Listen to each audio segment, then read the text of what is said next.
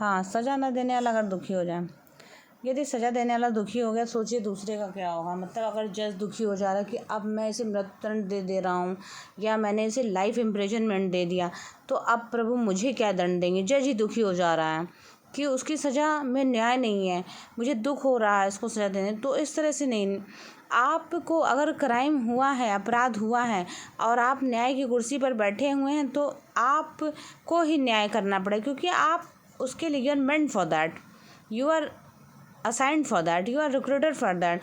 आपको वो job handed over की गई है और आपने अपनी काबिलियत से सिद्ध किया है कि मैं उस जज की कुर्सी के लायक हूँ, और आप जज की कुर्सी पर बैठकर अब न्याय कर रहे हैं। लेकिन आप न्यायाधीश होते हुए दुखी हो रहे हैं, अरे मैं इसको सज़ा कैसे दूँ यार, कुछ कम कर देता हूँ, इसको मृत्युदंड ना दे, लाइफ इम्प्रिजनमेंट देता हूँ।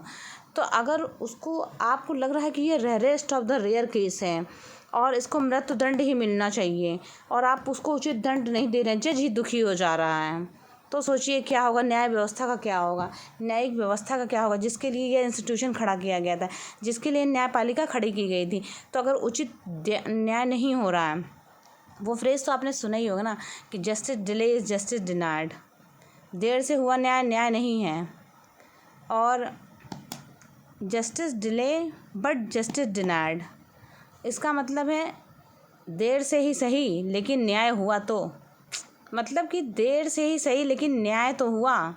Justice delay but justice denied, justice delay है लेकिन उसको डिनाइड नहीं किया गया, मतलब देर से न्याय तो हुआ है लेकिन न्याय हो तो रहा है। ऐसा नहीं कि हम न्याय को डिनाइड कर दे रहे हैं, न्याय कर नहीं रहे हैं। तो दोनों ही फ्रेज अपनी जगह महत्वपूर्ण हैं और हमें उसे समझना पड़ेगा, न्याय की महत्ता को समझना पड़ेगा। भूल को न पहचानने का सरल मार्ग क्या है, दूसरे को अपराधी ठहरा देना, या जैसा कि आजकल लोग कर रहे हैं बहुत ज़्यादा, कि अब जैसे हस्बैंड वाइफ में झगड़ा हुआ तो पति समझ रहा है कि पत्नी अपराधी है और पत्नी समझ रही है कि पति अपराधी है। वो अपने माँ की सुनता है, मेरी कोई बात मानता नहीं, और अर्धांगिनी तो मैं हूँ, हर जगह घर की सारी जिम्मेदारियां मैं उठा रहा हूँ, सारे दायित्वों को पूरे कर रही हूँ, सारे जिम्मेदारियों को पूरा कर रही हूँ, उसके बाद मैं इससे कुछ मांगती भी नहीं हूँ और मैं इसका शोषण भी नहीं करती हूँ, अपने पति का बहुत ज़्यादा पैसे भी नहीं मांगती हूँ कि मुझे 50,000 महीना तुम दिया करो, तो ऐसा भी कुछ नहीं है।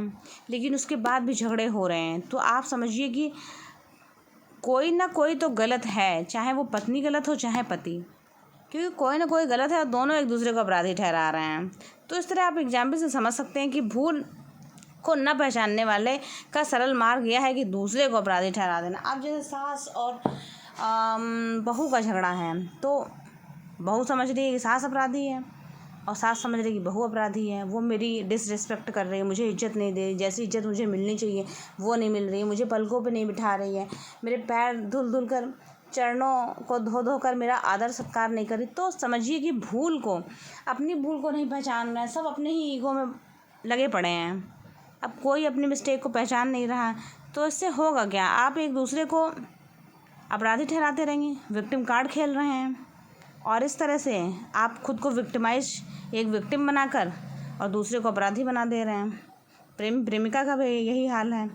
तो इस तरह से हम सेवरल एग्जाम्पल के द्वारा समझ सकते हैं कि किस तरह से रिश्ते टूट रहे हैं, क्योंकि आपस का समन्वय ही नहीं है, सामंजस्य ही कोई नहीं स्थापित करना चाह रहा है। ये जो एक संबंध होता है पति पत्नी का, प्रेमी प्रेमिका का, ये समर्पण पर आधारित है, त्याग पर आधारित है। लेकिन अब त्याग तो कोई करना नहीं चाह रहा है, ये तो बहुत दूर दूर की बातें हो गई हैं। अब कोई त्याग नहीं करना चाह रहा, अब सब गन पॉइंट पर अपनी बातें मनवाना चाह रहे हैं। यही सच्चा रिश्ता है लोगों के अकॉर्डिंग, और अगर ना पूरा हो तो फिर नीले ड्रम में पैक। तो आई होप कि आप सबको समझ में आ रहा होगी आजकल सिनेरियो चल क्या रहा है, नीले ड्रम वाला जो इशू चल रहा है वो भी आपको पता ही होगा। चलिए आगे देख लेते हैं। ऊपरी गद्यांश का शीर्षक क्या होगा, विवेक और दंड, विवेक के साथ दंड देना। अच्छा, स्वयं को सज़ा कौन से लोग देते हैं, संवेदनशील व्यक्ति स्वयं को सज़ा देता है।